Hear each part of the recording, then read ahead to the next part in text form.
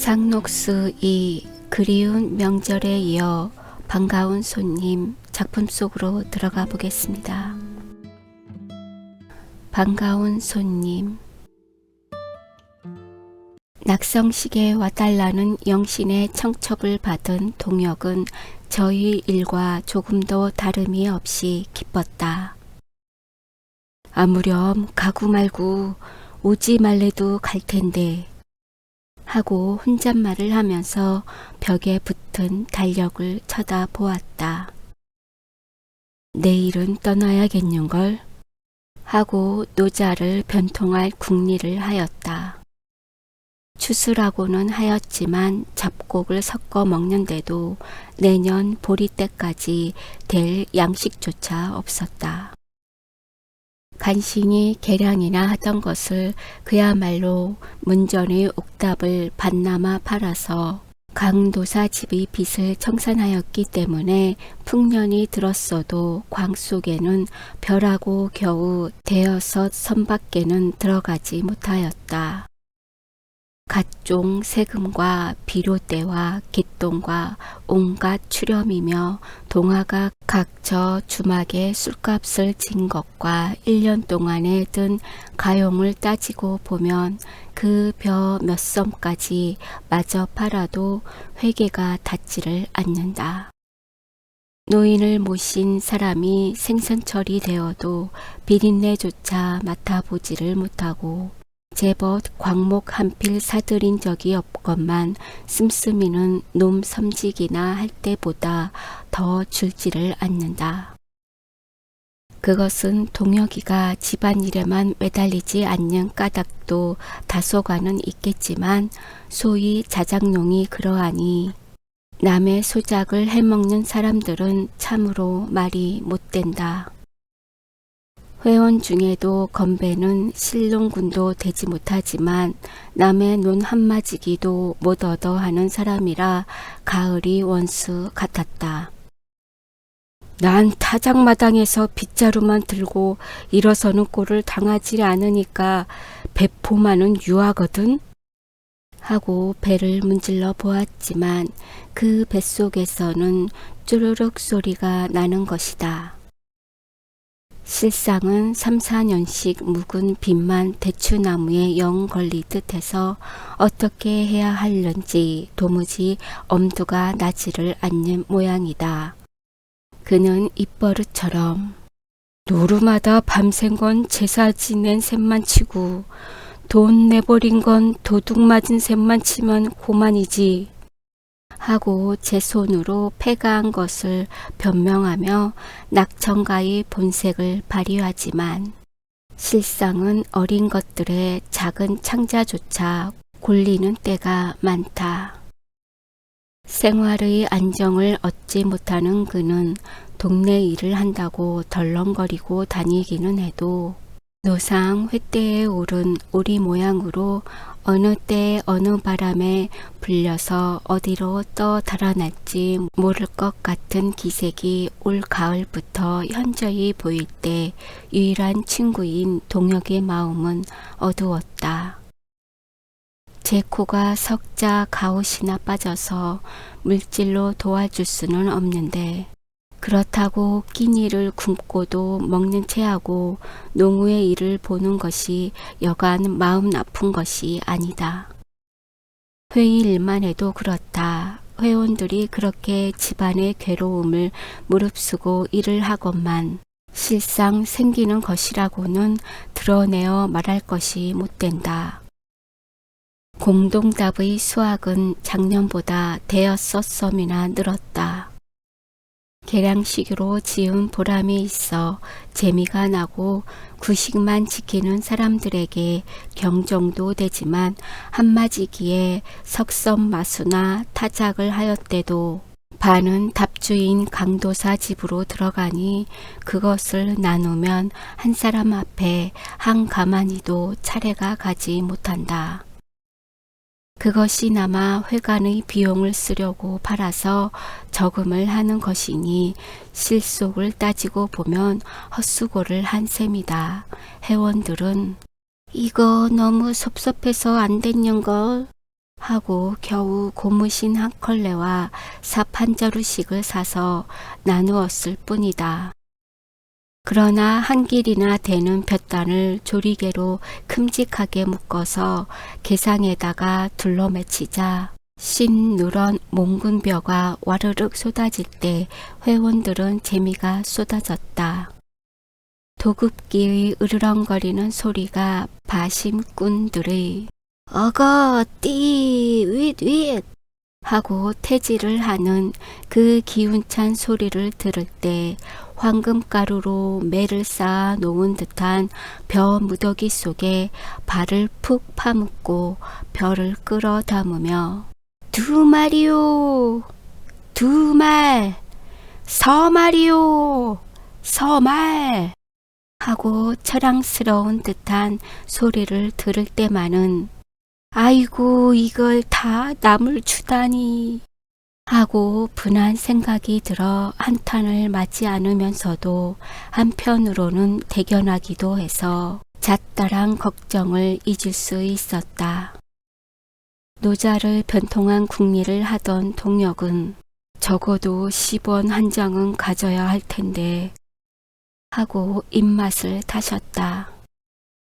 그러나 언뜻 눈앞에 나타난 것은 기만의 얼굴이었다. 그러나 치사하게 그자한테 돈을 취해가지고 가긴 싫다 하고 튼튼한 두 다리로 걸어서 산을 넘고 물이라도 건너갈 결심을 하였다. 낙성식 전날 영신은 10리도 넘는 자동차 정류장까지 마중을 나갔다. 의외로 근친을 하였기 때문에 그럭저럭 사흘 동안이나 빠져서 갑자기 준비를 하느라고 잠시도 떠날 사이가 없건만 별러 찾아오는 더구나 청에서 오는 사랑하는 사람을 앉아서 맞을 수는 없었던 것이다. 나차에서 헛걸음을 치고 돌아와서 저녁 차에는 꼭 오겠지? 하고 저녁 때 또다시 나갔다. 가슴을 졸이며 자동차를 기다리는데 멀리서 엔진 소리가 들렸다. 영신은 신장로로 뛰어나가며 손을 들었다. 차는 브레이크 소리를 지겹게 내며 우뚝 섰다. 동혁은 벌써 알아보고 뛰어내릴 텐데 10,000원도 안 된 승객을 훑어보았으나 땅이 두 쪽으로 갈라져도 꼭 올 줄 믿었던 사람은 그림자도 없다. 영신은 실망 끝에 어찌나 화가 나는지 이놈아 왜 그 일을 안 태워가지고 왔느냐 하고 운전수를 끌어내려 퍽퍽 두드려 주고 싶었다. 그는 그만 낭판이 떨어져서 가로수 밑에가 펄썩 주저앉아서 거의 1시간 동안이나 뻘겋게 노을이 낀 하늘만 원망스럽게 쳐다보았다. 못 오면 그 성실한 이가 전보라도 쳤으련만 하고 여러 가지로 축축도 공상도 해보다가 내왕 20리 걸음이나 곰팽이를 쳐서 그만 풀이 죽어가지고 어둑어둑할 무렵에야 집으로 돌아왔다. 공연히 짜증이 나서 학원에는 들르지도 않고 바로 사숙으로 갔다.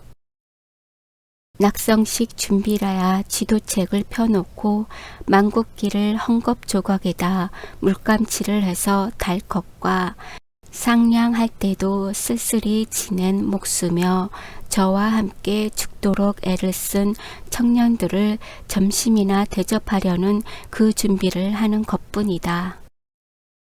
소위 내빈이라고는 청하지도 않았으나 학부 형들이나 모아놓고 그동안 경과를 보고하려는 것이다. 서울연합회에는 청첩을 보내지 않을 수가 없어 회장이 못 오면 간사라도 한 사람 보내달라고는 했으나 속으로 오지 말았으면 하였다. 농촌을 이해한다고 하더라도 서울서 눈은 한껏 높은 하이칼라가 내려오면 보여줄 만한 것도 없거니와 대접하기가 거북할 것 같았다.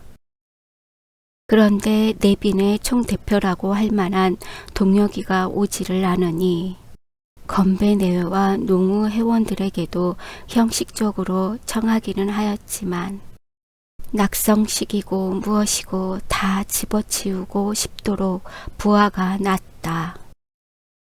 내일 온데도 정각인 아침 10시까지는 도저히 되어 들어올 수가 없지 않는가. 영씨는 컴컴한 중문칸에서 원재 어머니 하고 불쾌히 부르며 서울선 아무도 안 왔어요? 하고 물으면서 운동화를 벗어 던졌다. 서울로 통한 길은 다른 방향인데 그 길로는 원재를 보냈던 것이다. 집으로 들어오자 자기가 쓰는 방에 불이 켜진 것을 보고 혹시 서울서 누가 왔나? 하고 물었는데 아무 대답이 없다. 영씨는 원재 어머니 거정 어디로 갔을까? 하고 입속으로 꾸짖으며 방문을 펄썩 열고 들어서다가 깜짝 놀라 멈칫하고 뒤로 물러섰다. 왜 서울서 오는 사람만 찾으세요? 방 한 구석에 앉아서 각반을 풀다가 검붉은 얼굴에 웃음을 가득히 담고 돌아다 보는 것은 동혁이다. 천만 뜻밖에 떡 들어와 앉은 사람은 틀림없는 동혁이다. 아, 이게 누구세요? 영씨는 놀라움과 반가움에 겨워서 가슴속은 두 방망이질을 한다. 동혁은 벌떡 일어나 영신의 두 손을 덥석 쥐고 잡아 흔든다.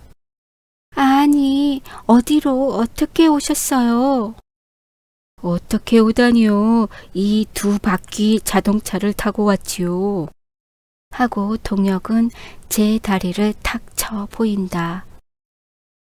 영씨는 혀끝을 내두르며 아이고 어쩌면 배도 안 타고 돌아오셨으면 한 300리나 될 텐데 하니까 앞다 3,000리는 못 올까요? 하고 동혁은 그저 손을 놓을 줄 모른다.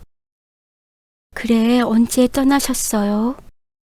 어저께 새벽에요. 영씨는 그만 동혁의 가슴에 그립고 그립던 그 널따란 가슴에 얼굴을 파묻었다. 동혁은 두 팔로 영신의 어깨를 힘껏 끌어안았다. 두 사람은 함께 한참 동안이나 말을 못하였다. 영신은 얼굴을 들었다. 등장불 빛에 번뜩이는 두 줄기 눈물. 그것은 반가움에 겨워서만 흘러내리는 것이 아니다.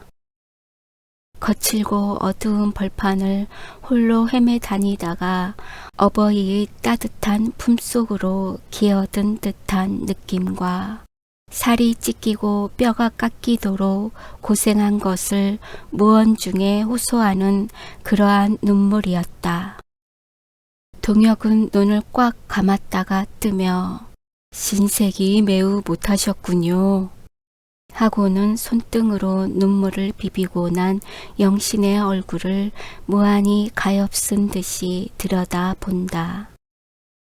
반년 남짓이 만나지 못한 동안에 영신은 그 탐스럽던 두 볼이 여위고 눈 가장자리에는 가느다란 주름살까지 잡혔다. 더운 때도 아닌데 입술이 까맣게 탄 것을 보니 그동안 얼마나 노심초사를 했나 하는 것이 역력히 들여다 보여서 동혁은 그래 집 짓기에 얼마나 애를 쓰셨어요 하는 말이 입 밖에까지 나오려는 것을 도로 끌어들였다. 그런 인사치레는 일부러 하기가 싫었던 것이다. 등장불은 고요히 두 사람 사이 침묵을 흔드는데 우리 집 보셨지요? 동혁씨 집보다 잘 지었지요? 한참 만에야 영씨는 딴전을 붙이듯이 묻는다. 아까 잠깐 바깥으로만 둘러봤는데 너무 훌륭하더군요. 한국리 회관쯤은 개다 대면 행랑채 같아요. 하고는 집들은 엄부렁하게 지어놨지만 이젠 내용이 그만큼 충실하게 돼야 해요. 하고 동혁은 제가 주인인 듯이 영신의 손목을 끌어다가 앉혔다. 회관의 설계도를 보고 또는 편지로 자세히 짐작은 하고 있었지만 여자 혼자 시작한 일로는 엄청나게 규모가 큰데 2번, 3번 놀랐다. 좀 누우세요. 여간 고단하지가 않으실 텐데. 하고 영씨는 목침을 내놓고 일어서며 시장도 하실걸 원재 어머니는 어딜 가서 여태 안 들어와 하며 일어나는데 아이고 선생님이 벌써 오신 걸 몰랐네 하고 마주 들어오는 것은 이 집의 주인이었다. 그는 손님이 혼자 와서 기다리는 것이 보기 딱해서 영신의 뒤를 쫓아 보낼 사람을 얻느라고 회관으로 올라갔다가 내려온 것이었다. 영신은 원재 어머니에게만은 동혁이와의 관계를 이야기하여서 그 역시 동혁이를 여간 기다리지 않았었다. 그는 부엌으로 들어가며 어쩌면 그렇게 대장감으로 생겼어요. 전 봐서 그런지 마주 쳐다보기가 무섭디다. 하고 혀끝을 내둘러 보이면서 밥상을 차린다. 그는 청소골 밖에는 나가보지도 못하였지만 동혁이처럼 건강하고 우람스럽게 생긴 남자를 처음 보았던 것이다. 천사와 같이 숭앙하는 최 선생의 남편 제목이 방안이 뿌듯하게 들어설 때 그의 마음속까지 뿌듯하였다. 영신이도 동혁이를 칭찬하는 말이 듣기 싫지 않아서 그렇게 무서워 배요? 아무튼 보호병정 하나는 튼튼하게 뒀죠? 하고 느긋한 웃음을 웃어 보였다. 원재 어머니가 찬이 없어서 어떡한데유? 하고 성화를 하니까 뭘 돌멩이를 깨물어 먹어도 새길걸 하면서도 밥상을 들고 들어가서는 한국리처럼 대접을 해드릴 수는 없어요. 우린 적의 반찬 배고플 적이란 뜻 밖에 없으니까요. 당초 부엌에 들어설 틈도 없고요. 하고는 호호호호 하고 명량히 웃는다. 동혁은 내가 요리집을 찾아온 줄 아슈? 하고는 밥상을 들여다보더니 외상을 먹고는 언제 갚게요? 밥 한 그릇만 더 갖다가 우리 같이 먹읍시다. 하고 우겨서 둘이 겸상을 해서 먹으며 피차에 지낸 이야기를 대강 주고받았다. 두 사람은 이야기를 하면서도 저 사람을 그다지도 그리워했던가 하는 듯이 피차의 얼굴에서 눈을 떼지 않고 기계적으로 숟가락질을 했다. 동혁은 숭늉을 마신 뒤에 입이 찢어지도록 하품을 하더니 이 근처에도 주막이 있겠지요? 하고 억지로 몸을 일으킨다. 제 아무리 장사라도 이틀 동안에 거의 300리 길이나 줄기차게 걸어왔으니 노그라지지 않을 수가 없었다. 주막은 왜 찾으세요? 어느새 망령이 나셨남? 하고 영신은 동혁을 붙잡아 안치고는 혼이불을 새로 씻은 저희 이부자리를 펴주고 나서 하고 싶은 얘긴 태산 같지만 오늘은 일찌감치 주무세요. 오죽 고단하실까 하고 일어선다. 아닌 게 아니라 내쫓아도 못 가겠쇠다. 하고 못 이기는 체하고 자리 위에 쓰러졌다. 영신은 안방으로 건너갔다. 자릿기를 들고 들어와서 문고리를 꼭 걸고 주무세요. 네? 하고 의미 깊은 웃음을 웃어 보이고는 나간다. 동혁이도 한곡리 바닷가의 오막사리에서 영신이가 오던 날 밤에 제가 한 말이 생각이 나서 빙긋이 웃으며 굿나잇 하고 손을 들었다. 조금 있자 문풍지가 진동하도록 드르렁 드르렁 코를 고는 소리가 안방에서 잠을 얼핏 이루지 못한 영신의 귀에까지 들렸다. 동혁은 한곡리서 나팔을 부는 시간에 자리를 걷어차며 벌떡 일어났다. 정신없이 쓰러져 잤건만 온몸이 피곤이 회복되지를 못해서 사지가 나른한데 잠이 깨어 누웠자니 비록 깨끗하게 빨아서 씻히기는 했으나 영신이가 베던 베개와 덮던 이불에서 어렴풋이 풍기는 여자의 살냄새는 코를 자극시킬 뿐이 아니었다. 그는 대문 밖으로 뛰어나가 체조를 한바탕 하고 샘을 찾아가서 냉수로 세수를 하고는 학원으로 올라가서 두어 바퀴 돌면서 야릇한 흥분을 간신히 가라앉혔다. 늦은 가을 설이 찬 아침은 정신이 번쩍 나도록 상쾌하다.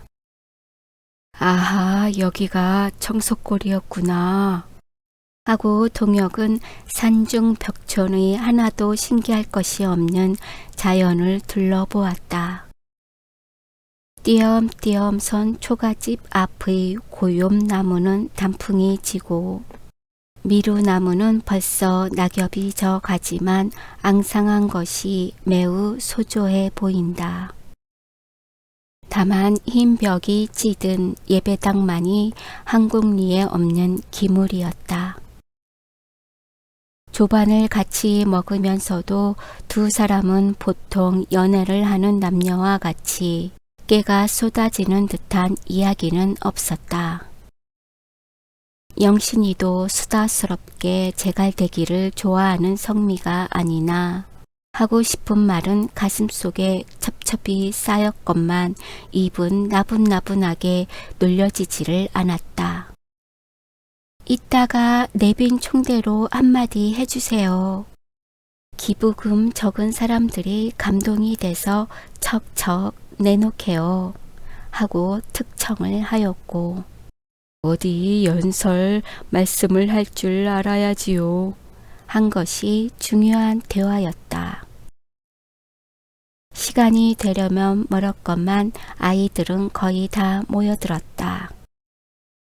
그 중에도 계집애들은 명절 때처럼 울긋불긋하게 입고 어깨동무를 하고는 학원 마당으로 모여들었다. 어떤 계집애는 추석놀이를 하던 날밤에 꽂았던 풀이 죽은 리본을 꽂고 자랑스럽게 고개를 가국거리며 다닌다. 동혁은 운동장으로 내려가서 나비를 움켜잡듯이 제일 조그만 계집애 하나를 붙들어 번쩍 들고 겁이 나서 빨개진 뺨에 입을 맞추고는 이 색시 몇 살인구? 집은 어디지? 그래, 최 선생님이 좋아? 하고 말을 시킨다. 다른 아이들은 고만 꼬리가 빠질 듯이 풍비박산을 하는데 동혁이에게 붙들린 계집애는 처음에는 겁이 나서 발발 떨며 울지도 못하다가 그렇게 무서운 사람이 아닌 줄 알고 7살이요. 우리 집은 청석굴이래요. 하고 사투리를 써가며 곧잘 말대답을 한다. 동혁이는 체격과는 정반대로 아이들을 보면 귀여워서 사족을 못 쓴다. 이걸 누가 해주든 하고 리본도 만져보고 어깨 위에다 둘씩이나 올려놓고 얼싸둥둥을 하며 춤을 추듯 하고 다니는 것을 보고는 어디서 저렇게 생긴 사람이 왔을까? 하고 도망을 갔던 아이들이 살금살금 모여들어서 동혁을 애워쌌다. 저 이 아저씨가 사는 한곡리란 동네엔 너희 같은 애들이 장가도 썩 잘하고 유희도 썩 잘하는데 너희들은 아주 바보로구나. 하고는 저 먼저 굴다란 목소리로 동요도 하고 그 큰 몸집을 굼뜨게 움직이며 유희하는 흉내도 내어 보인다. 아이들은 그것이 우스워서 깔깔거리며 자지러지게 웃다가 에게게 우리더러 창가를 할 줄 모른대요. 하고 도리어 눌러 먹으려고 든다. 동혁이가 그럼 어디 한번들 해봐라. 하고 깨송깨송하던 아이들은 성벽이 나서 추석날 하던 유희와 창가를 되풀이하느라고 시간이 된 줄도 몰랐다. 땡그랑 땡땡 땡그랑 땡땡. 언덕 위 학원 정문에 달린 종이 울린다. 그 명랑한 종소리는 맑고 푸르게 갠 아침 한없이 높은 하늘로 퍼지는데 아이들은 와 소리를 지르며 앞을 다투며 달려간다. 땡그렁 땡땡 땡그렁 땡땡. 그 종은 새로 사다가 한 번도 울려보지 않았던 것이다. 동혁은 머리를 들어 종을 치고 선 영신을 쳐다보았다.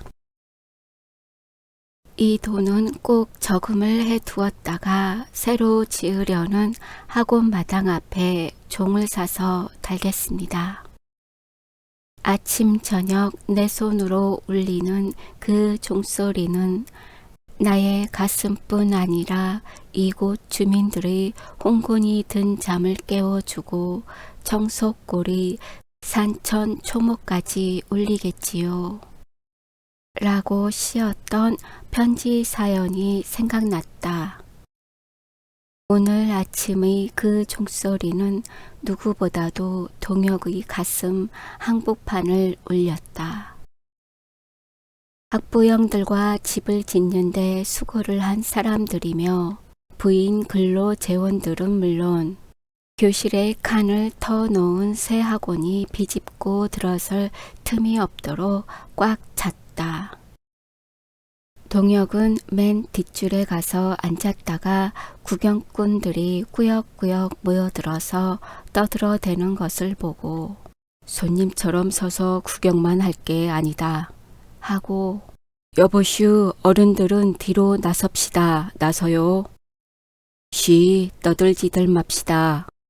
하고 사람의 틈을 비비고 다니며 장내를 정돈시켜 주었다. 여러 사람은 저게 누군가? 어디서 온 사람이요? 하고 두리번거리면서 비슬비슬 비켜선다. 그러자 교회의 장로인 대머리 영감이 단 위에 올라섰다.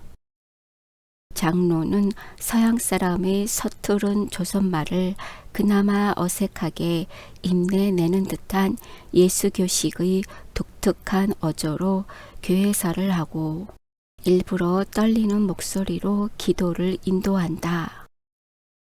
겉장이 떨어진 성경책을 들고 예배나 보듯이 성경까지 읽는다. 그동안 동혁은 끔뻑끔뻑하며 교단 맞은편 벽에 붉은 잉크로 영신이가 써붙인 몇 조각의 슬로건을 쳐다보고 있었다.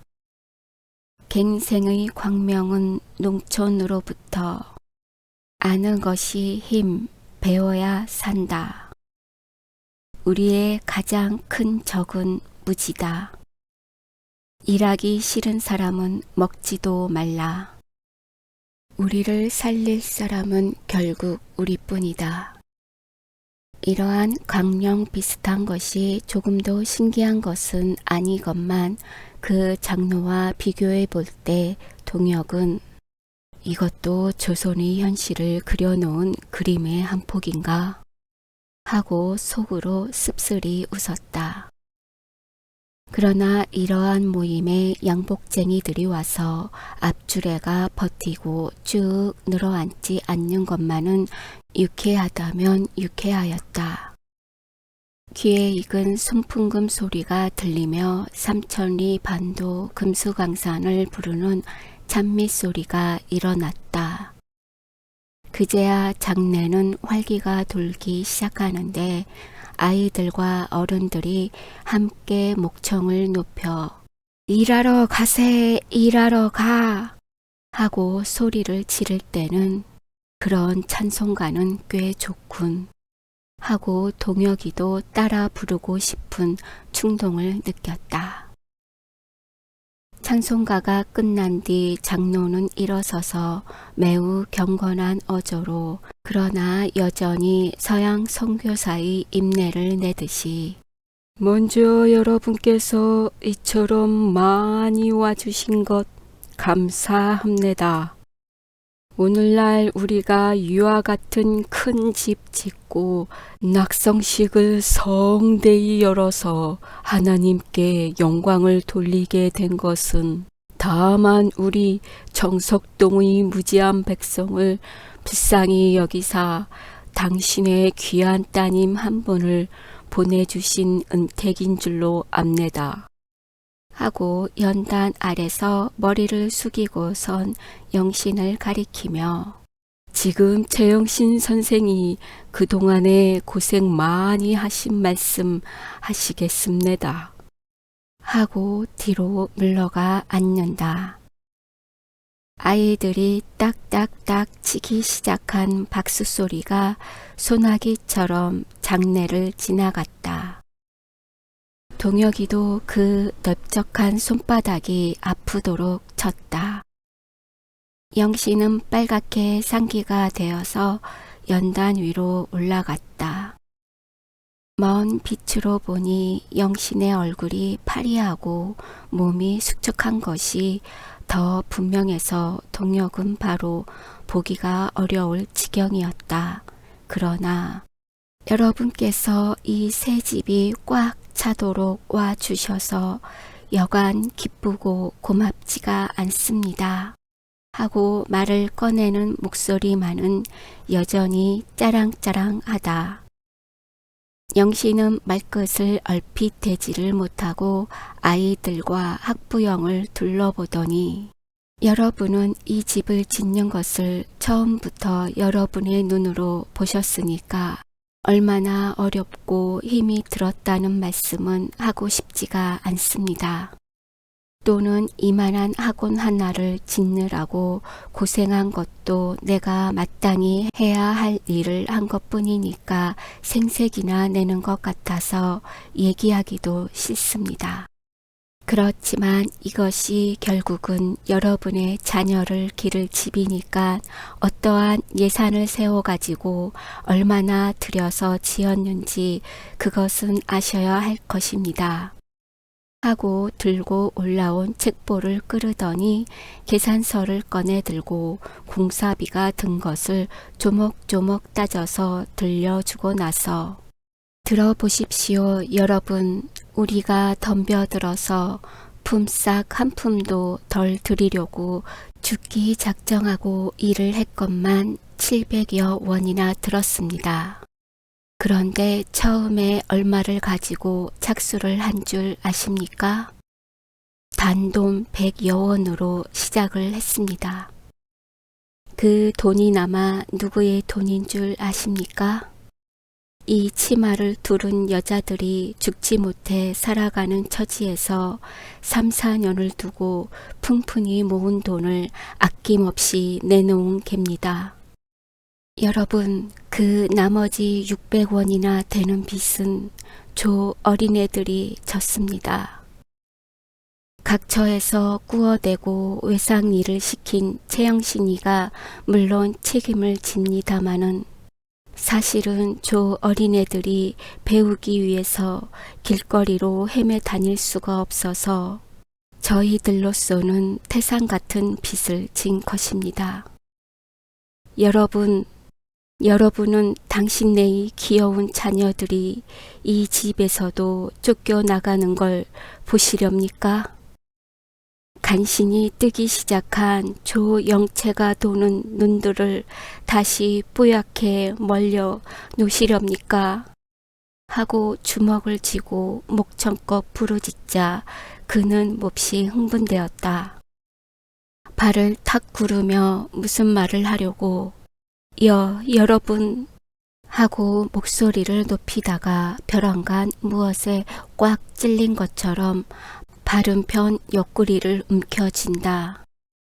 금방 얼굴이 해쓱해지더니 앞에 놓인 교탁을 짚을 사이도 없이 그 자리에 꼬꾸라지듯이 엎어졌다. 아, 저게 웬일이야? 여러 사람은 동시에 부르짖었다. 그 소리와 함께 동혁의 눈은 희둥그레지더니 두 팔로 헤엄을 치듯이 사람의 물결을 헤치며 애구머니 우리 선생님 철 어째 하고 새되게 소리를 지르는 아이들을 사뭇 팥밭 밟듯 하고 연단으로 뛰어 올라갔다.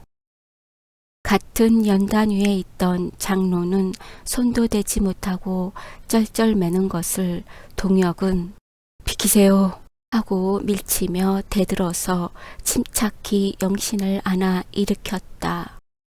입술까지 하얗게 바래가지고 까무러친 것을 보고는 뇌빈혈이군 하고 사지를 늘어뜨린 영신의 다리와 머리를 번쩍 들고 사무실로 쓰게 된 옆방으로 들어갔다. 원재 어머니와 청령들이며 아이들이 우르르 따라 들어와서는 말도 못하고 바들바들 떨기만 하는 것을 너희들은 나가 있거라 하고 나직한 목소리로 내몰고는 저희 노동복 저고리를 벗어서 마루에 깔고 영신을 그 위에 고이 눕혔다. 그리고는 냉수를 하고 원재 어머니에게 명령하였다. 원재 어머니가 당황이 나가는데 직가다비를 신은 사람이 술이 취해서 얼굴이 삶은 갯빛이 되어가지고 냉수 사발을 들고 찔끔찔끔 엎지르며 들어온다. 도무지 대체 제 선생이 아니 이게 웬일이란 말씀요 하고 모주 냄새를 풍긴다. 그는 영신의 과마로 오늘날까지 품삯도 못 받고 일을 한 목수였다. 아무튼 낙성씨까지 하게 된 것이 덩달아 좋아서 아침부터 주막에 가서 줄였던 막걸리를 잔뜩 마시고는 엉덩춤을 추며 에헤헤헴 내 손으로 지은 집 낙성식을 하는데 한몫 끼어야지. 아무렴 그렇고 말고 어느 놈이 날 빼놓는단 말이냐 하고 혼잣말을 주고받으며 한참 뽐내고 들어오다가 영신이가 넘어지는 광경을 보고 허겁지겁 뛰어나가서 이력차게 냉수를 떠온 것이다. 동혁은 냉수를 영신의 얼굴에 두어 번 뿜어주고 원재의 웃옷을 벗겨서 방석처럼 접어 어깨 밑에 고여 머리를 낮추어 놓고 두 팔을 올렸다 내렸다 하며 천천히 인공호흡을 시킨다. 그리고 원재 어머니더러 아랫도리를 가만가만 주물러 주세요 하였다. 영신은 한 5분 동안이나 숨을 괴롭게 몰아쉬더니 휴 하고 악몽에서나 깬 듯이 정기 없는 눈을 뜨고 여기가 어딘가 하는 듯이 실내를 둘러본다. 정신이 좀 나세요? 동혁이가 나직히 묻는 말에 그는 눈을 커다랗게 뜨며 네 하고 안심과 감사의 뜻을 잡힌 손에 힘을 주는 것으로 표시한다. 아이들은 다 어디로 갔어요? 밖에들 있어요. 마룻바닥이 차서 어떡하냐?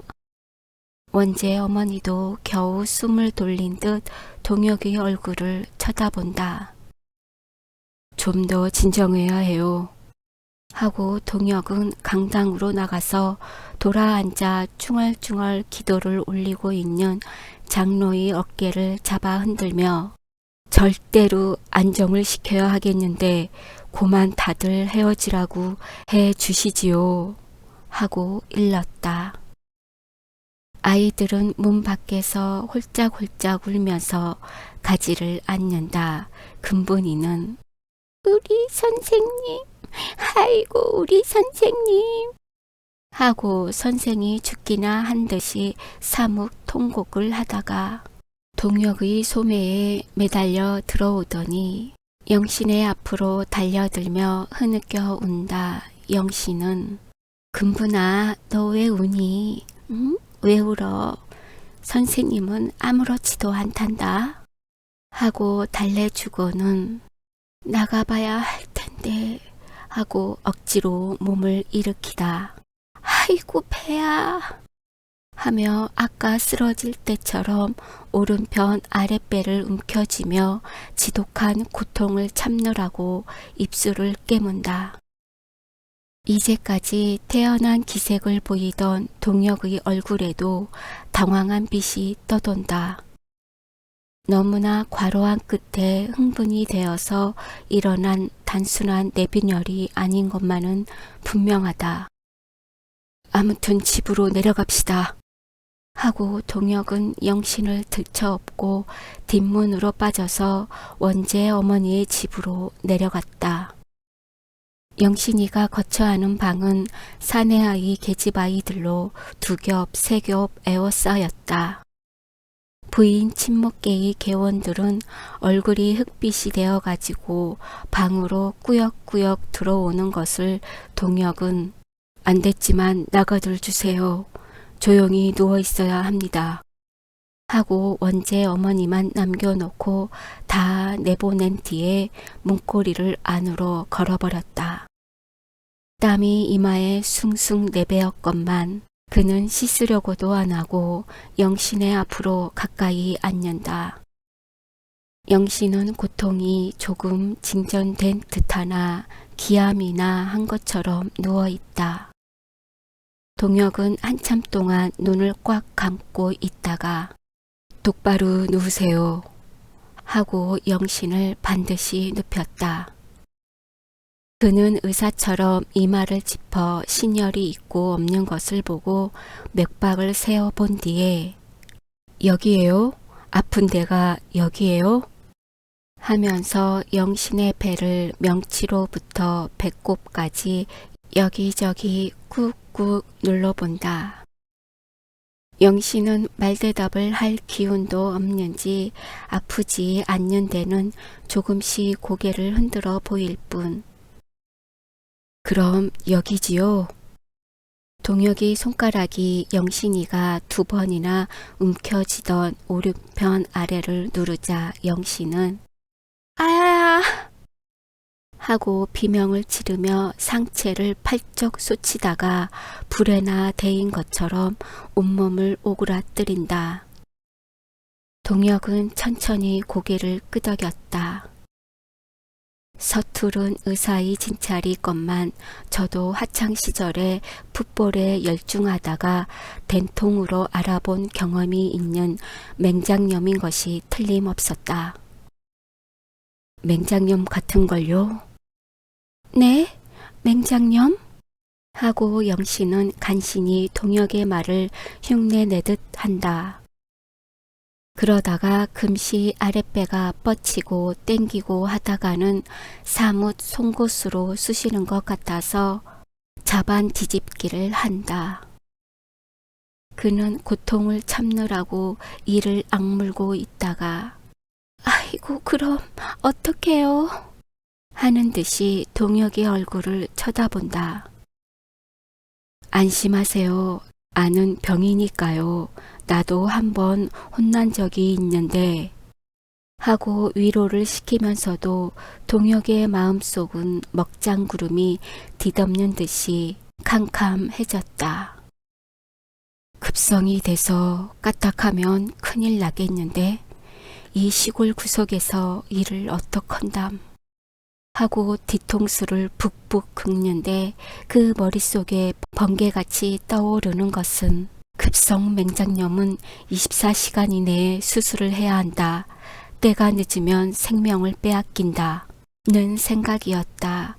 그것은 생리 시간에도 배웠고 저를 치료해 주던 의사에게도 들은 말이다.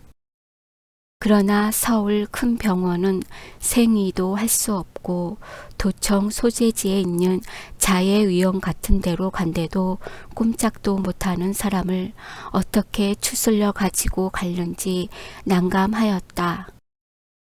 그는 곰곰 생각을 해보다가 대야에 냉수를 떠오래서 수건을 담가 이마에 냉수포를 하게 한 후 영신씨 하고 가만히 손을 잡았다.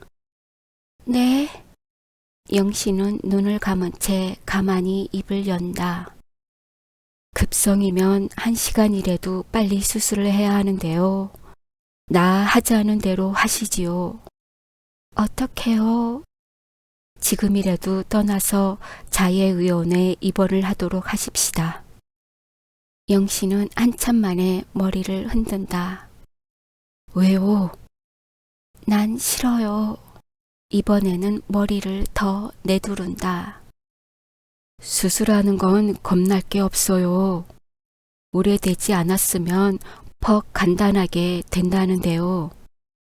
영신은 다시 아픈 것을 이기지 못해서 동혁의 손을 사뭇 쥐어 뜯으면서도 병원으로 가는 데는 승낙을 하지 않는다. 배를 째는 것이 겁이 나서 마다고 하는 것이 아니라 정신이 없는 중에도 학원을 지은 빚도 많은데 수술비와 입원 비용이 적지 않이 들 것을 생각한 것이다. 어떻게 여기서 낫게 할 수 없을까요? 하고 애원하는 것을 동혁은 안 돼요. 한약으론 안 돼요. 하고 벌떡 일어서며 밖으로 나가서 자동차 시간을 물었다. 마침 오후 2시에 읍으로 가는 자동차가 있었다. 동혁은 한사코 싫다고 고집을 세우는 영신을 사람이 살고 볼 일이지 내가 당신이 죽는 걸 보고 가만히 있을 듯 싶어요? 하고 강제로 들쳐업고는 한 번도 쉬지 않고 십리길을 내쳐 걸었다. 학부형들과 청년들이며 아이들은 울면서 자동차 정류장까지 따라 나왔다. 친부모만큼이나 정이 들고 은혜를 입은 선생이 불시에 세상을 떠나서 연구차나 전송하는 것처럼 아이들은 자동차 차창에가 매달려 우는 것을 어서들 들어가거라. 내 열밤만 자고 오마. 응? 하고 영신은 동혁에게 안겨서 손을 내젓는데 차는 가솔린 냄새를 풍기며 떠난다. 원재 어머니와 청년들이 앞을 다투어 차에 오르며 간호를 하러 가겠다는 것을 다 물리쳤건만 중간에서 원재가 뛰어올랐다. 차를 두어 칸 거리나 굴러나가는데 여보, 잠깐만 기다려! 하고 헐레벌떡거리며 쫓아오는 것은 교회의 회계를 보는 장로의 아들이었다. 동혁은 자동차를 점거시켰다. 회계는 숨이 턱에 닿아서 땀이 나도록 지고 온 것을 영신에게 내주면서 학부형들이 급히 출염을 낸 건데요. 우선 급한 대로 쓰시라고요. 하고는 뒤도 안 돌아보고 뺑소니를 친다. 영신의 손에 쥐어진 것은 10원 1원짜리가 뒤섞인 지전이었다. 얼마예요? 모르겠어요. 온 염치 없이. 영신은 그 돈을 동혁에게 준다. 동혁은 돈을 세어보고 이것만 가지면 급한 대로 쓰겠군 하고 집어넣는다. 그는 하도 일이 급하니까 자동차 싹이나 병원에서 들 것은 설마 어떻게든지 되겠지 하고 닥치는 대로 떼거리를 쓸 작정으로 영신을 업고 나섰던 것이다. 그는 그때에 처음으로 왜 내가 돈이 없었던가 하고 돈 있는 사람이 부러워서 탄식을 하였다. 영신이가 쓰러지는 것을 목도한 학부형들은 눈들이 휘둥그레서 이거 큰일 났군. 아무리 억지가 세지만 잔약한 여자가 석 달 동안이나 염체에 할 일을 했나배. 그러고 보니 우리들은 남의 집 섹시한 아를 잡는 셈이 되지 않겠나? 두말 말고 우리 기부금 적은 거나 빚을 얻어서라도 이번엔 다 내놓읍시다. 하고 이구석 저구석 모여서 공론을 하고 제일 머릿수가 큰 한 난청 집으로 몰려가서 그제야 그 말썽 많던 돈을 받아낸 것이다. 자동차 속에서도 차체가 자갈을 깐 길바닥에서 들까부는 대로 영신은 창자가 울려서 아픔을 참기 어려웠다. 아이고, 갈고리쇠로 막 찍어 당기는 것 같아요. 하고 동혁의 팔과 손등을 막 물어뜯기를 여러 차례나 하였다.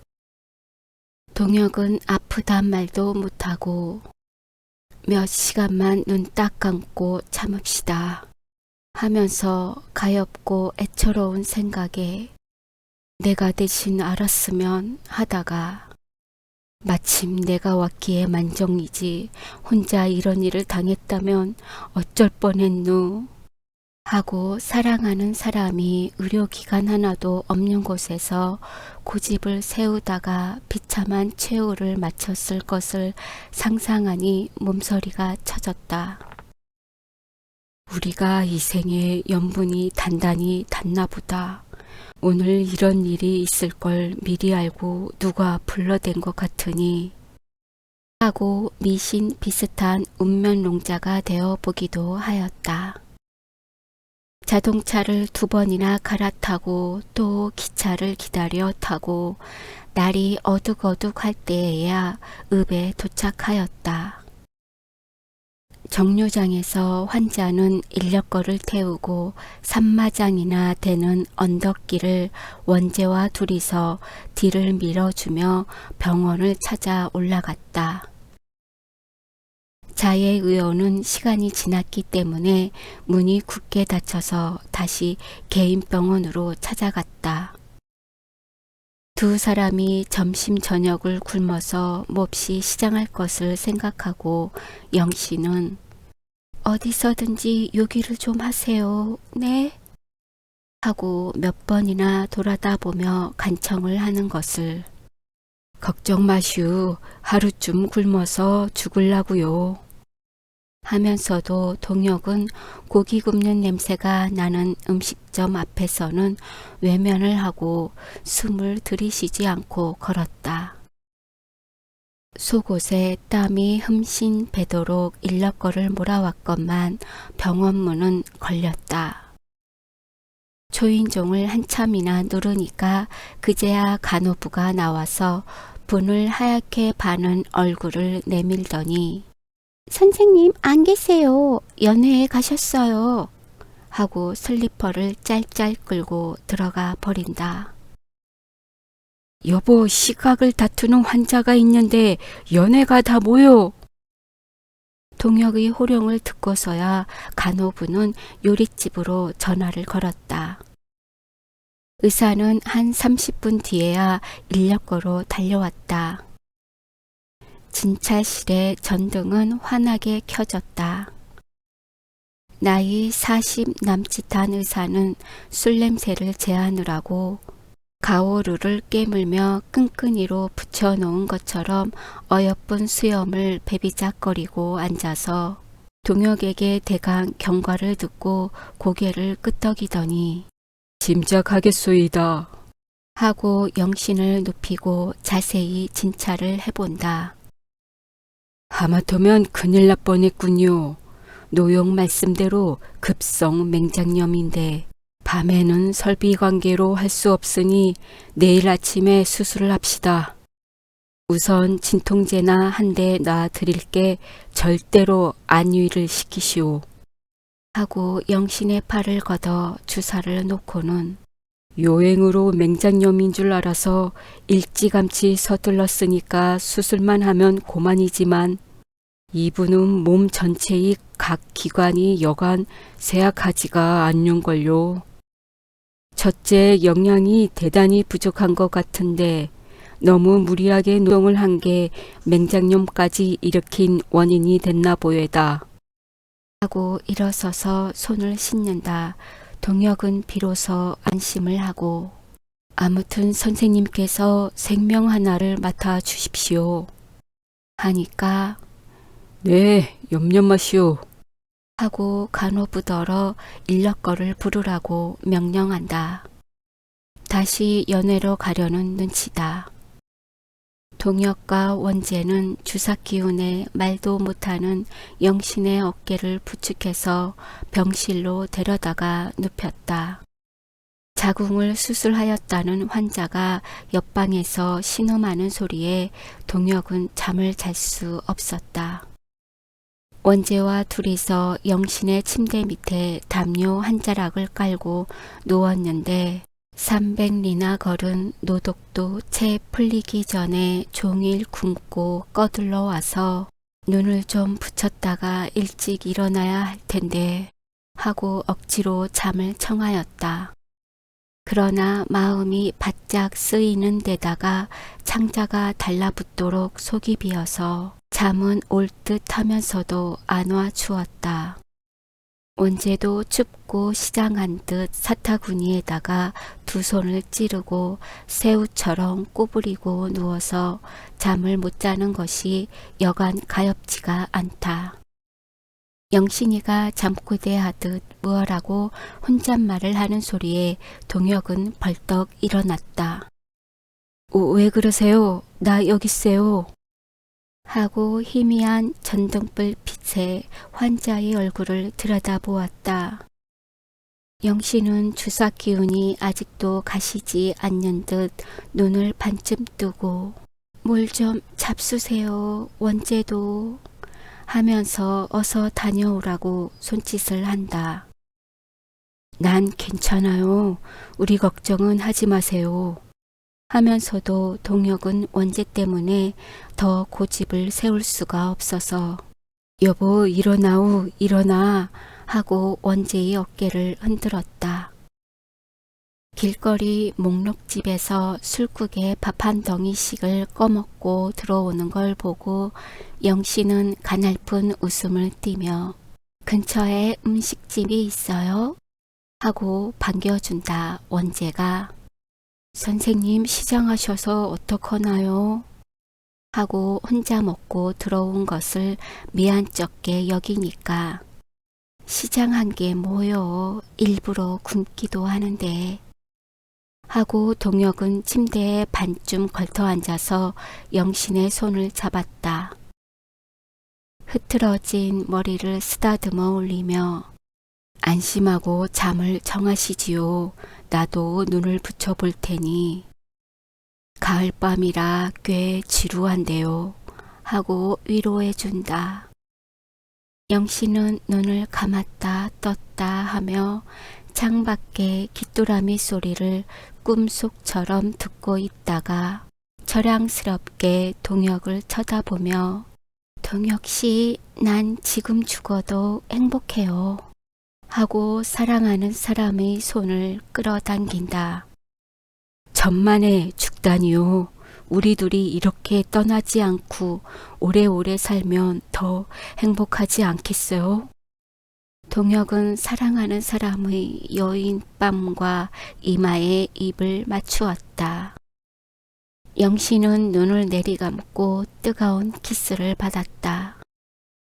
시계의 초침이 돌아가는 소린 듯 창 틈에서 째깍거리는 벌레 소리에 가을밤은 쓸쓸히 깊어갔다. 수술대 위에 올라서도 영신은 동혁의 손을 놓지 않았다. 하얀 소독복을 입고 매우 긴장한 빛을 띠면서 수술할 준비를 하고 난 의사와 간호부가 두 번째나 "그만 밖으로 나가주시지요." 하고 재촉을 하여도 영신은 "나가지 마세요. 여기 꼭 서 있어 주세요." 하고 온몸의 힘을 다해서 동혁의 손을 끌어당긴다. "네, 지키고 섰을게. 걱정 마세요." 하고 동혁은 환자의 머리맡을 떠나지 않았다. 의사가 가재를 덮은 코 밑에 마취액을 방울방울 떨어뜨려 들이마시게 하면서 "하나, 둘, 셋" 하고 부르는 대로 영신은 따라 부른다. 5분도 못 되어 영신은 핀셋으로 살을 찔러도 모를 만큼 전신의 감각을 잃고 힘이 풀려서 동혁의 손을 놓았다. 동혁은 수술하는 것을 차마 볼 수 없어서 수술실 밖으로 나갔다. 응접실로, 대합실로, 복도로 왔다 갔다 하며 생명이 좌우되는 일이 무사히 끝나기를 기다리는 마음은 몹시도 초조하였다. 예수교 신자인 원재는 대합실 문 밖에가 꿇어 엎드려 정성껏 기도를 올리고 있다. 동혁은 안절부절 못하고 왔다 갔다 하면서도 원재와 같이 일종의 엄숙한 기분에 머리가 들려지지 않았다. 배를 가르고 맨장에 달린 벌레 같은 것을 잘라버리고 다시 꿰매면 고만인 비교적 간단한 수술이건만 그것이 거의 2시간이나 걸린다. 몇 번이나 수술실 도어에 귀를 대고 들어보아도 바스락거리는 소리조차 없다. 동혁은 점점 불안해졌다. 왜 여태 아무 소리도 없을까요? 원재는 겁이 나서 우들우들 떨기까지 한다. 글쎄 하면서도 동혁은 속이 바짝바짝 타서 좀 들어가 볼까? 하고 수술실 도어의 손잡이를 비틀어 열고 들어서는데 그와 동시에 소독약 냄새가 확 끼치며 의사가 손을 닦던 수건을 던지고 마주 나온다. 수술대 위에 허연 혼이불을 씌워놓은 것이 눈에 띄자 동혁은 가슴이 선뜻 내려앉아서 "어떻게 됐습니까?" 하고 당황히 물었다. 의사는 수술복 소매로 이마에 흘린 땀을 씻으며 "혼나세다. 맹장이 썩도록 내버려뒀으니 까딱하면" 하고 담배를 피워 물고 쭉 들이빨다가 한숨과 함께 후하고 연기를 토해낸다. "아, 그래서요." 동혁이와 원재의 눈은 의사의 입에가 매달렸다. "그 수술만 같으면 문제가 없지만 대장하고 소장이 마주 꼬여서 간신히 제 위치로 돌려놨는데" 하더니 "아니 여자가 무슨 일을 장자가 빗개두룩하게 내버려 뒀더란 말씀이오." 하고 동혁을 나무라듯 한다. 동혁은 그 말대답을 할 수 없었다. 간호부가 눈앞을 지나 제약실로 들어가는 것을 보니 맵고 뜨거운 음식을 먹고 나온 것처럼 얼굴에 땀이 주르륵 흘렀다. "너무나 수고를 하셨습니다. 이젠 염려 없겠지요?" "나 아는 대로 힘껏은 했소이다마는 태어난 뒤에도 여간 조심을 하지 않으면 재발될 염려가 있으니까 거기까지는 보증할 수는 없는걸요." 하고 시원하지 않는 대답을 하는데 동혁은 또다시 우울해졌다. 병실로 떠매어 들어온 뒤에야 영신은 차츰차츰 의식을 회복하였다.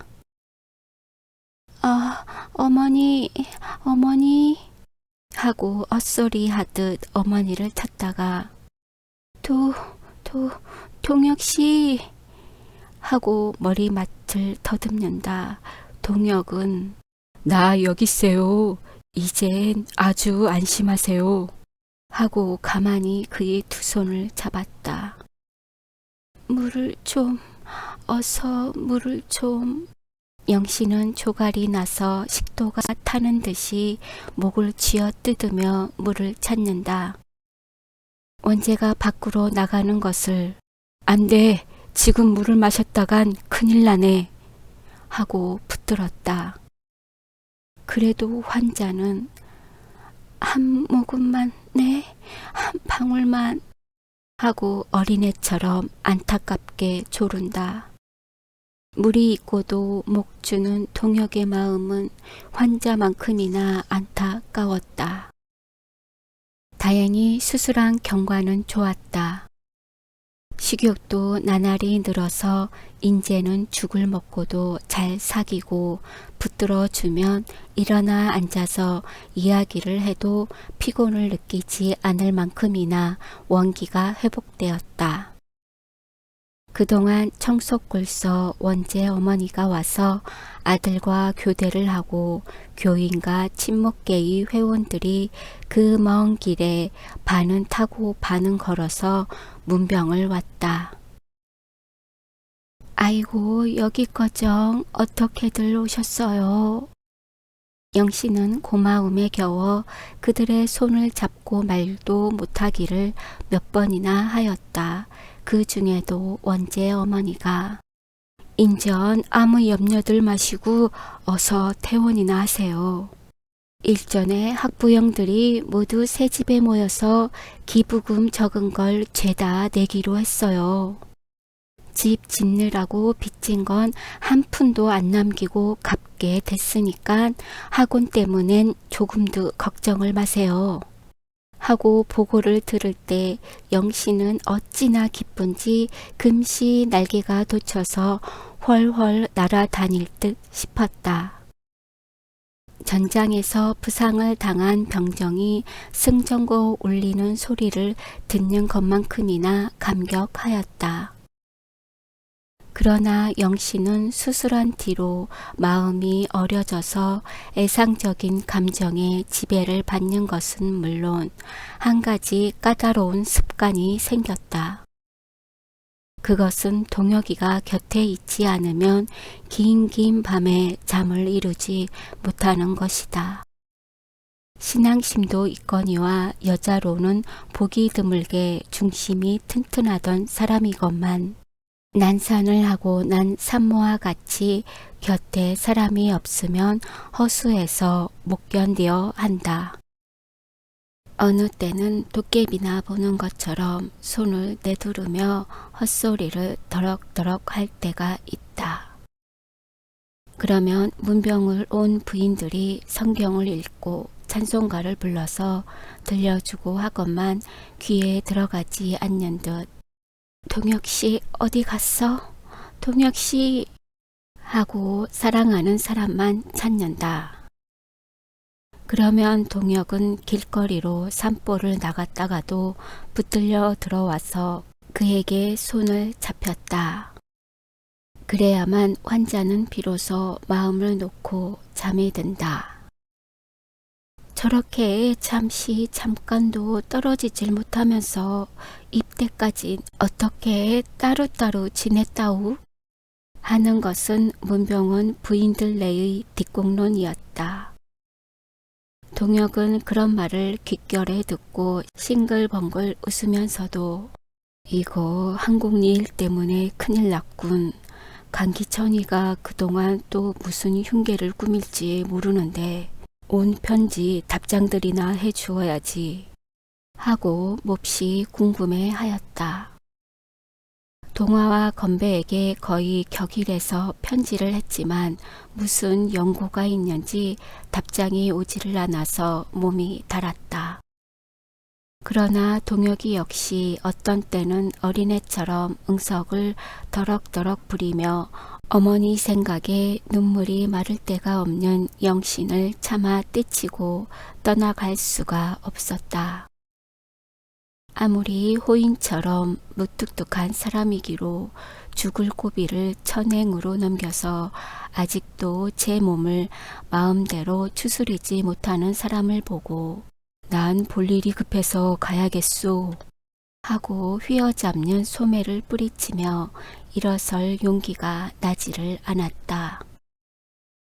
그래서 동혁은 그 사정을 건배에게 편지로 알리고 밤이 들면 꼭 환자의 침상머리에 앉아서 신문이나 잡지를 얻어다가 읽어주고 어떤 때는 흑인종으로 무지한 동족을 위해서 갖은 고생과 백인의 학대를 받으면서 큰 사업을 성취한 부커 T 워싱턴 같은 사람의 분투한 역사를 이야기해서 들려주었다.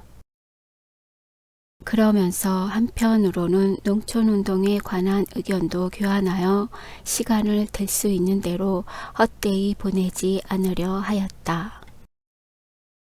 그러다가 밤이 깊어 영신이가 잠이 드는 것을 보고야 동혁은 벽 하나를 격한 대합실로 가서 의자를 모아놓고 그 위에 담요 한 자락을 덮고는 다시 갈피를 잡을 수 없는 공상에 잠겼다가 잠이 드는 것이었다. 인전 갑갑해 못 견디시겠죠? 그렇지만 퇴원할 때까지는 꼭 붙들고 안 놀걸요? 하고 영신은 하루 한 번씩은 동혁을 놀리듯 한다. 아닌 게 아니라 동혁은 펄펄 뛰어다니던 맹수가 벼랑간 철장 속에 갇힌 것 같아서 여간 갑갑하지가 않았다. 위험한 시기가 지나서 마음이 턱 놓이니까 그동안 바짝 옥죄였던 온몸의 신경과 근육이 가닥가닥 풀리는 듯 아무 데나 턱턱 눕고만 싶었다. 사지가 뒤틀리도록 심심해하는 눈치를 챈 영신은 이런 기회가 아니면 나하고 2주일씩이나 같이 있어 보시겠어요? 이것도 하나님의 덕택이지요. 하고는 염치불구하고 하루라도 더 붙들려고만 든다. 그 하나님 참 감사하군요. 죽도록 일을 한 상금으로 그 몹쓸 병이 나게 하고 그것도 부족해서 백거정 짠 게 다 하나님의 덕택이지요. 동혁이도 영신이를 놀리며 청석골 교회의 장로처럼 합장을 하고 일부러 목소리를 떨며 오 전지전능하신 하나님 감사하옵나이다 하고는 껄껄껄 웃어 젖힌다. 그렇게 하나님을 놀리면 천벌이 내리는 법이야요. 아무튼 나 같은 사람을 영영 버리지 않으시고 이만큼이나 낫게 해주신 게 다 하나님의 뜻이지 뭐야요. 하고 영신은 사랑하는 사람을 곁눈으로 살짝 흘겨본다. 영신이가 평소에 동혁에게 대한 다만 한 가지 불평은 저와 같이 예수를 믿지 않는 것이다. 부모 형제 간에도 종교를 믿는 것은 절대 자유요. 신앙은 강제로 할 수 없는 것인 줄 알면서도 이 세상을 톡톡 털어도 단지 한 사람인 저희 애인이 저와 똑같은 믿음을 가졌으면 얼마나 좋을는지 몰랐다. 믿지를 않으면 국으로 가만히나 있지를 않고 제가 밥상 앞에서 눈을 내리감고 기도를 올릴 때면 곁에서 일부러 헛기침을 칵칵하기, 김이 무럭무럭 나는 찌개 냄비를 코 밑에다 들이대기가 일수다. 그럴 때면 저리 가세요. 자기나 안 믿으면 안 믿었지 왜 그렇게 비방을 해요. 하고 여무지게 쏘아붙이기를 한두 번 하지 않았다. 그래서 그런 끝에는 처음으로 악바골 양무터에서 밤을 새울 때에 뿌리만 따다가 둔 종교 문제를 끄집어내어 가지고 서로 얼굴에 핏대를 올려가며 토론을 하였다. 동혁은 인류와 종교의 역사적 관계를 모르는 것도 아니요. 편협한 유물론자처럼 덮어놓고 종교를 아편과 같이 생각하지는 않으면서도 근래에 예수교회가 부패한 것과 교역자나 교인들이 더 떨어질 나위 없이 타락한 그 신뢰를 들어 맹렬히 공격을 하는 것이었다. 그러다가는 권세에 아첨을 하다못해 무릎을 꿇고 물질과 타협을 하다못해 돈 있는 놈이 주구가 되는 그런 놈들 앞에 내 머리를 숙이란 말씀요? 그따위 교회에 다니다간 정말 지옥에 가게요. 하고 마룻바닥에다 헛침을 탁 뱉었다. 그러나 영신은 교회 속은 누구 버텀도 직접 관계를 해온 내가 속속들이 잘 알아요. 아무튼 루터 같은 분이 나와서 큰 혁명을 일으키기 전엔 조선의 예수교회도 이대로 가다간 멸망을 당하고 말게요. 하고 저 역시 붕괴하기를 맞지 않다가 나는 그리스도가 인류를 위해서 십자가의 피를 흘리신 그 정열과 희생적인 봉사의 정열을 숭앙하고 본받으려는 것뿐이니까요. 그 점만은 충분히 이해해 주셔야 해요. 하고 변명을 한 후 새삼스러이 도대체 동혁 씨는 아무것도 믿으시는 게 없어요? 하고 정중하게 질문도 하였다. 점만에 믿는 게 없이야 사람이 살 수 있나요?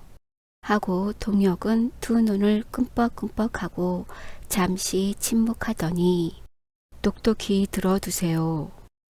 익숙한 선장은 폭풍우를 만나면 억지로 풍력에 저항하려는 어리석은 짓은 하지 않으니 그렇다고 미리 절망을 해서 배가 풍파에 뒤집히도록 내버려 두지도 않는다. 항상 굳은 자신과 성산을 가지고 최후의 순간까지 온갖 지혜와 가진 능력을 다해서 살아나갈 길을 열려고 노력한다 라고 한 맥도날드란 사람의 말이 조선의 청년인 나로서의 인생 철학이고요. 이것도 학창시대의 어느 책에서 본 것이지만 아무리 약한 사람이라도 그 전력을 단 한 가지 목적에 기울여 쏟을 것 같으면 반드시 성취할 수가 있다. 라고 한 칼라일이란 사람의 한마디가 일테면 내 신앙이에요. 하고 실내를 거닐다가 항공리편으로 뚫린 유리창 밖으로 눈을 달리더니 독백하듯이 곡식이 무럭무럭 자라는 시퍼런 벌판을 바라보는 게 내 눈을 시원하게 해주는 그림이고요. 저녁마다 야학당에서 아이들이 글을 배우는 소리가 내 귀를 즐겁게 해주는 음악이에요. 난 그 밖에는 철학이고 종교고 예술이고 다 몰라요. 더 깊이 알려고 들지도 않아요. 하고는 다시 입을 다물어 버렸다. 가장 불행한 일로 두 사람은 고요히 반성할 기회를 얻었다. 이 일 저 일에 책임을 무겁게 지고 그야말로 연자매를 돌리는 당나귀처럼 좌우를 돌아다볼 사이가 없이 눈앞에 닥치는 일만 하여왔다. 사실 그들은 자기가 계획한 일을 맹렬히 실행은 하여왔으나 오늘날까지 실천해온 것을 제3자의 입장으로 냉정히 비판해볼 겨를을 갖지 못하였던 것이다. 또는 그날 노동을 해야만 먹고 사는 품팔이꾼처럼 먼 장래를 바라다보고 그 나아갈 길을 더듬어 볼 마음의 여유가 없이 지내온 것도 사실이 아닐 수 없었다. 동혁은 환자가 피로를 느끼지 않을 정도로 틈틈이 이야기를 하였다. 그러면 영신은 난 좀 더 공부를 해야겠어요. 원체 무엇 한 가지 전문으로 배운 것도 없지만요. 그나마 인전 미천이 달랑달랑 하는 것 같아요. 하고 어떻게든지 공부를 더할 의향을 보인다. 그렇지요. 좀 더가 아니라 이제부터 공부를 하기 시작해야겠어요. 농촌 운동이란 결코 우리가 처음에 생각하던 것처럼 단순한 게 아닌 줄을 깨달았어요. 그렇지만 피차에 거의 3, 4년 동안이나 농촌 속으로 파고 들어가서 실제로 일을 했으니까 그 체험한 걸 토대 삼아서 제1보부터 다시 내디뎌야 되겠는데 그게 지금 형편으로는 용단하기가 어려워요. 아무튼 영신 씨는 이번에 퇴원하시면 적어도 몇 해 동안은 육체적으로 힘든 일을 할 수 없으니까요. 병이 재발이 되는 날이면 정말 큰일이 날 테니 여간 주의를 하지 않으면 안 돼요. 청석골은 어느 정도까지 일에 터가 잡혔고 영신 씨가 당분간 떠나 있더란데도 원재 같은 착실한 청년들을 길러놔서 학원 일은 해나갈 만하니까 휴양하는 셈치고 떠나보시는 게 좋겠지요. 동혁은 이번 기회에 영신이가 해외로라도 나가보기를 권고한다. 저와 더 멀리 떨어져 있을 것은 무한히 섭섭하지만 만일 영신이를 다시 청석골로 보냈다가는 그의 성격이 몸을 자유로 쓰게 되면 잠시도 쉬지 않고 또 그러한 과도한 노동까지라도 하지 않고는 배기지 못하는 것을 알고 있기 때문이다. 지금도 연합회에서 명색 사업 보조비라고 보내주는 게 있지요. 한 30원씩 오더니 그나마 벌써 2달째나 꽝 부어 먹은 자리야요. 거기서도 경비가 부족해서 쩔쩔들 매니까요. 집으로 가서 어머니 슬하에서 얼마 동안 쉬어보시는 게 어떨까요? 싫어요. 나는 그저 어디서든지 몸성이 있다는 소식이나 전하는 게 효도인데 이 꼴을 하고 집으로 기어들어 보세요. 가뜩이나 나 때문에 지레 늙으신 우리 어머니가 얼마나 간장을 태우실까.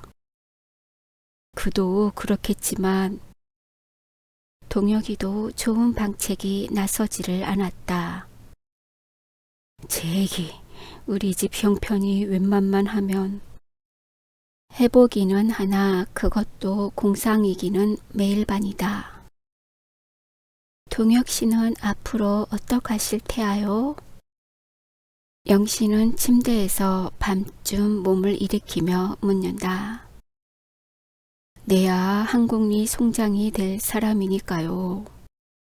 내가 없으면 처리할 수 없는 복잡한 문제가 많아서 그동안 나와서 있는데도 몹시 궁금한데 사실 아직은 믿을 만한 사람이 없어요. 하고 여러 날 빗질도 못해서 부스스하게 일어난 머리를 푹푹 긁으며 한참이나 무엇을 생각한다. 입대까지 우리가 한 일은 강습소를 짓고 글을 가르친다든지 무슨 회를 조직해서 단체의 훈련을 시킨다든지 하는 일테면 문화적인 사업에만 열중했지만 앞으로는 실제 생활 방면에 치중해서 생산을 하기 위한 일을 해볼 작정이에요. 언제는 그런 생각을 못한 건 아니지만 외면 치레가 아니고 내부적인 문제를 생각하고 또 실행해야 될 줄로 생각해요. 참 그래요. 무엇보다도 먼저 생활이 있고서 그 다음에 문화사업이고 계몽운동이고 있을 것 같아요. 영신도 매우 동감인 뜻을 보인다. 그러니까 이런 점에도 우리의 고민이 크지요. 우린 가장 불리한 정세의 지배를 받고 있는 게 사실이니만큼 우리 힘으로 할 수 있는 한도까지는 경제적인 사업까지 끈기 있게 할 결심을 새로 하십시다. 하고 두 사람은 밤 깊도록 그 구체적인 방법을 토론할 때도 있었다.